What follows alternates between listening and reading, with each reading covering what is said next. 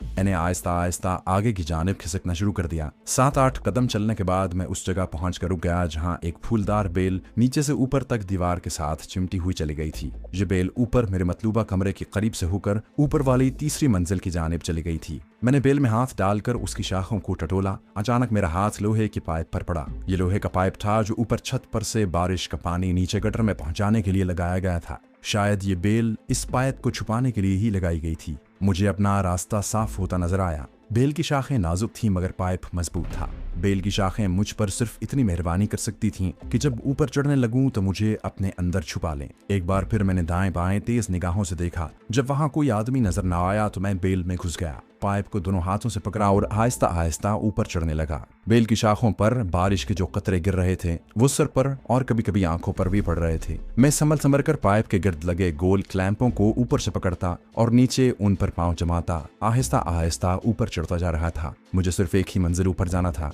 मैंने दूसरी मंजिल वाली मतलूबा खिड़की के पास पहुंचकर बाएं हाथ से उसे अंदर को धकेला। खिड़की अंदर से बंद थी। मैंने परेशान सा होकर दाएं जानिब देखा। दाएं जानिब की खिड़की एक हाथ के फासले पर थी। उस कमरे की सिर्फ 2 ही खिड़कियां थीं। उसे अंदर से धकेला तो वो भी अंदर से बंद थी। अचानक मेरी निगाह खिड़की से जरा आगे पड़ी जहां रोशनी बहुत धुंधली सी थी और ये रोशनी नीचे कुछ फासले पर बागीचे की बाड़ के साथ खंबे पर लगी ट्यूब की थी। मैंने बेल की शाखों को एक तरफ थोड़ा सा हटाकर देखा जहां दीवार पर एक खुली जगह थी। शायद यहां आकर कमरों के साथ साथ जाने वाला कॉरिडोर खत्म होता था। मैंने बेल के अंदर से एक पांव निकालकर दीवार से जरा बाहर निकली हुई बन्नी पर रखा। हाथ से खिड़की की चौखट को पकड़ा और फिर दूसरा पांव दीवार की बन्नी पर रखा और खिड़की के साथ चिमट गया जहां मैं नीचे से देखा जा सकता था। जहां ज्यादा देर तक मैं खड़ा भी नहीं रह सकता था। मैं दीवार के साथ चिमटा राहदारी के खला की तरफ खिसकने लगा। जहां राहदारी का चौकोर शिगाफ था उसके करीब आते ही मैंने उछलकर उस पर छलांग लगा दी। मेरे हाथ राहदारी की दीवार की मुंडेर पर जम गए। दूसरे लम्हे मैंने टांगें दीवार के ऊपर डाली और मैं राहदारी में उतरते ही वहीं बैठ गया।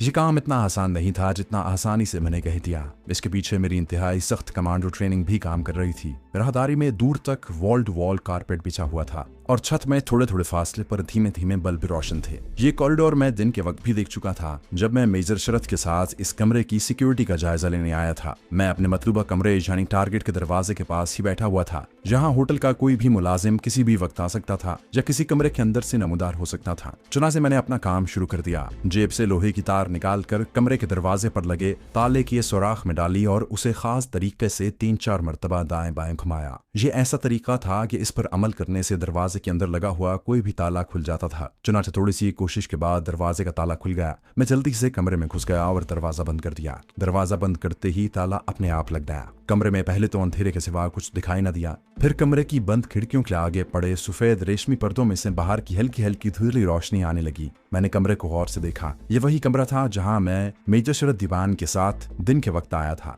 और जहां दूसरे दिन रात को इस्राइली और भारतीय जर्नैलों की खुफिया मीटिंग होने वाली थी। मेजर शरत ने मुझे बताया था कि ये मीटिंग फौजी हेडक्वार्टर के ऑफिसर मेस में इसलिए नहीं रखी गई कि फौज की हाई कमांड इस मीटिंग में तय होने वाले उमूर के बारे में सिवाय चंद एक मिलिट्री इंटेलिजेंस के अफसरों के सिवा और किसी फौजी अफसर को कुछ मालूम होने नहीं देना चाहती। उन उमूर को जो जाहिर है पाकिस्तान के खिलाफ किए जाने वाले जारहाना हमले के बारे में थे इंतहाई खुफिया रखना चाहती थी। इसलिए ये फैसला किया गया कि ये अहम तरीन सीक्रेट मीटिंग किसी होटल के कमरे में हो।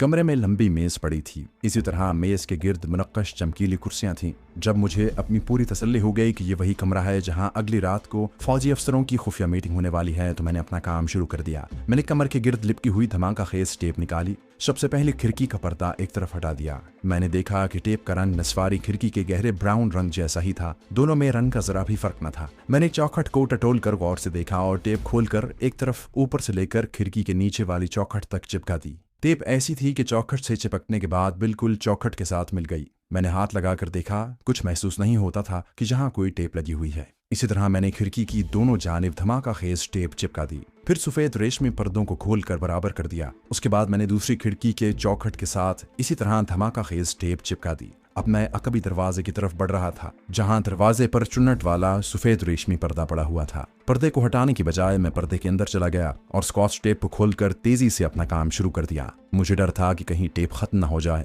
मगर अभी काफी टेप पड़ी थी। मैंने दरवाजे की चौखट के साथ ऊपर से लेकर नीचे तक धमाका खेज टेप चिपका दी। उसके बाद कमरे के सदर दरवाजे की तरफ आ गया जहां दरवाजे पर कोई पर्दा नहीं था। मैंने दरवाजे की दोनों जानिब चौखटों के साथ ऊपर से नीचे तक स्कॉच टेप बड़ी महारत से चिपका दी।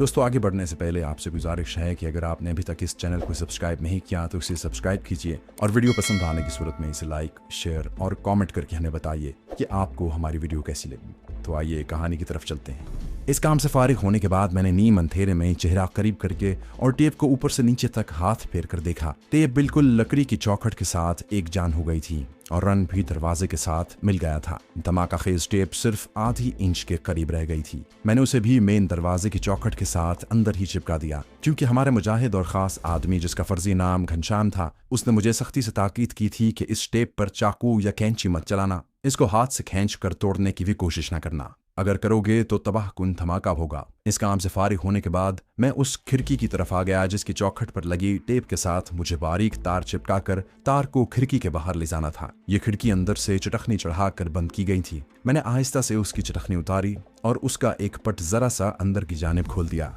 बाहर से ठंडी हवा का झोंका आया, साथ ही मुझे हल्की बारिश की आवाज भी सुनाई दी। मैंने खिड़की की चौखट के कोने में वो चिपकी धमाका खेज नस्वारी टेप के ऊपर बारीक तार को रखा और जेब से दूसरी आम स्कॉच टेप निकालकर उसका छोटा सा टुकड़ा तोड़ा और तार के ऊपर अच्छी तरह से चिपका दिया। ये फालतू आम टेप का छोटा रिंग मैं अपने साथ लाया था और इस टेप का रंग भी धमाका खेज टेप जैसा नस्वारी था। मैंने बाकी तार नलकी पर से खोली और उसे बेल के साथ साथ नीचे की तरफ फेंक दिया। ये काम खत्म हो गया और अब मुझे वहां से वापस दीवार वाले पाइप के जरिए नहीं बल्कि होटल के अंदर से होकर जाना था। मैंने खिड़की का पट बंद करके चटखनी दोबारा लगा दी। दोनों खिड़कियों के पर्दे हटाकर धमाका खेज स्कॉच टेप का मुआयना किया। अकबी दरवाजे की टेप को भी गौर से देखा। ये टेप चौखटों के साथ इस तरह चिपक गई थी कि रोशनी भी अंदर नहीं आ सकती थी। कमरे के बड़े दरवाजे की तरफ आकर मैंने लोहे के तार के साथ दरवाजे के ताले को आहिस्ता से खोला। फिर दरवाजे का पट जरा सा खोल कर बाहर राहदारी में झांक कर देखा। राहदारी दूर तक खाली थी। मैं जल्दी से बाहर आ गया और दरवाजे को अपनी तरफ थोड़ा जोर से खींचा। दरवाजा बंद हुआ और साथ ही उसका लॉक भी लग गया। मुझे अभी एक जरूरी काम करना था। मुझे उस तार को देखना था जो मैंने ऊपर वाले कमरे से नीचे लटकाई थी। मैं दीवार के साथ साथ दूसरी मंजिल के उस कमरे के नीचे आकर दीवार के साथ बैठ गया जिसकी खिड़की से मैंने बारीक तार नीचे लटकाई थी। यहाँ नीम अंधेरा था, तार मुझे नजर नहीं आ रही थी। मैंने उठकर दीवार वाले पाइप के साथ चिमटी बेल में हाथ इधर उधर मार कर देखा। तार मेरे हाथ में आ गई। मैंने बड़ी एहतियात के साथ आहिस्ता से तार को बेल के अंदर इस तरह छुपा दिया कि वो दिन की रोशनी में भी नजर नहीं आ सकती थी। मेरा कमांडो मिशन आधे से ज्यादा मुकम्मल हो गया था। अब मैं वहां एक सेकंड भी नहीं ठहर सकता था। चुनाचे मैं दौड़कर गार्डन की झाड़ियों की दीवार के पास गया और जिस तरह वहां आया था उसी तरह झुककर दीवार के साथ चलता चलता होटल के अकबी दीवार के पास आया और वहां से दूसरी तरफ फलांग कर सड़क पर आ गया। दूसरी तरफ उतरते ही मैं वहीं बैठ गया। तेज निगाहों से छोटी सड़क के दोनों तरफ देखा। सड़क पर खंभों वाली लगी ट्यूबलाइट्स की रोशनी में बारिश गिरती नजर आ रही थी। मैं बारिश में भीग रहा था। मैं जिस रुमाल में धमाका खेज स्कॉच टेप लपेट कर लाया था उसे कमर के गिर्द से खोल कर मुंह साफ किया। रुमाल को पतलून की जेब में डाला और सड़क पर नारियल के दरख्तों के नीचे नीचे वापस चल पड़ा। मुझे यकीन नहीं आ रहा था कि अपने बहुत ही महदूद वसाइल के बावजूद मैं सारा काम इतनी खुश उसलूबी और तेजी से बगैर किसी रुकावट के सरअंजाम दे रहा था। मैंने खुदा का शुक्र अदा किया। अशोका होटल के अकबी सड़क पर से होता हुआ मैं बड़ी सड़क पर आ गया। सड़क बारिश में भीग रही थी। किसी वक्त सड़क पर से कोई गाड़ी सड़क पर ठहरा हुआ पानी इधर उधर फेंकती गुजर जाती। मेरा ख्याल है कि इस वक्त 11 साढ़े 11 बजे का टाइम होगा। घड़ी चूंकि मेरे पास नहीं थी। चौक में एक जगह बस स्टॉप का शेड बना हुआ था। मैं बारिश से बचने के लिए उस शेड में आकर बेंच पर बैठ गया। दूर पीछे अशोका होटल की थोड़ी थोड़ी रोशनियां दिखाई दे रही थीं। अब मुझे कल रात उस वक्त यहाँ आना था जब होटल के तीसरे ब्लॉक की दूसरी मंजिल वाले खास कमरे में इसराइली और भारतीय जर्नैलों की खुफिया मीटिंग हो रही होगी। उस वक्त मुझे किसी तरीके से छुपकर मीटिंग वाले कमरे के नीचे पहुंचकर बेल की शाखों में छुपाई गई बारीक तार को झटके से खींचना था। उसके 20 मिनट के बाद कयामत खेज धमाकों के साथ दूसरी मंजिल के कमरे को उड़ जाना था। मुझे पीछे से एक मोटर रिक्शे की आवाज आई।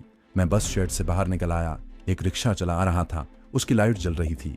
मालूम नहीं वो खाली था या नहीं। मैंने हाथ दे दिया। रिक्शा मेरे करीब आकर रुक गया। मैं रिक्शे में बैठा और उसे चौराहे में चलने को कहा जो फौजी हेडक्वार्टर से 2-3 ब्लॉक छोड़कर था। रिक्शा चल पड़ा। 3-4 लंबी सड़कों पर से होता हुआ रिक्शा चौक में पहुंचा तो मैंने उसे पैसे दिए और उतरकर पैदल ही फौजी हेडक्वार्टर की तरफ चलने लगा। बारिश इसी तरह हो रही थी। यह मूसलाधार बारिश नहीं थी मगर झड़ी लगी हुई थी। मैं बारिश में भीग रहा था। हेडक्वार्टर के गेट पर पहुंचा तो देखा कि गेट पर जो लोहे के लंबे पाइप लगाकर बनाया गया था बंद था। उसकी एक जानिब सिक्योरिटी गार्ड का फौजी लंबी बरसाती पहने राइफल कंधे से लगाए अटेंशन खड़ा था। गेट के ऊपर काफी रोशनी वाला बल्ब जल रहा था। मैं गेट के करीब गया तो सिक्योरिटी गार्ड ने मुझे हॉल्ट कहा।